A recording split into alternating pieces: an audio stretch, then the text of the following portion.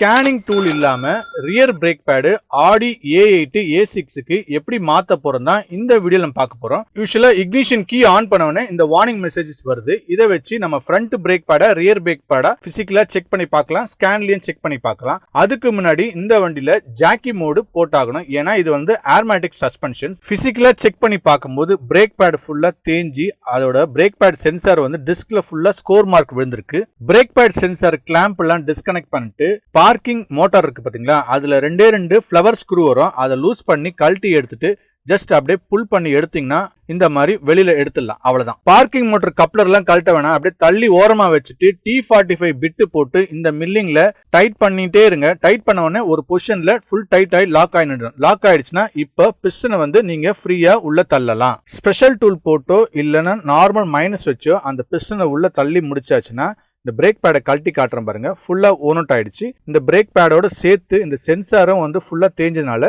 ரெண்டுமே தான் மாத்த போறோம். நான் மாத்த போறது டெக்ஸ்டர் பிரேக் பேடு. இதுல பிரேக் பேடு சென்சார் ரெண்டுமே சேர்த்து தான் வரும். வண்டியை ஸ்டார்ட் பண்றதுக்கு முன்னாடி பிரேக் பெடலை நல்லா பம்ப் பண்ணிட்டு பெடல் மேல வருதான்னு செக் பண்ணிட்டு இக்னிஷன் கீயை ஆன் பண்ணிட்டு பார்க்கிங் பட்டன் இருக்கு பாத்தீங்களா, அதை லாக் பொசிஷன்ல வைங்க. லாக் பொசிஷன்ல வைக்கும் போது மோட்டர் வந்து ரன் ஆகுற சவுண்டு உங்களுக்கு கேட்கும். இப்போ இக்னிஷன் கீ ஆன் பண்ணி செக் பண்ணும்போது பாத்தீங்கன்னா அந்த பிரேக் பேடு வார்னிங் மெசேஜஸ் எதுவும் வரல. இந்த மாதிரி உங்க வண்டியில செக் பண்ணி பாருங்க.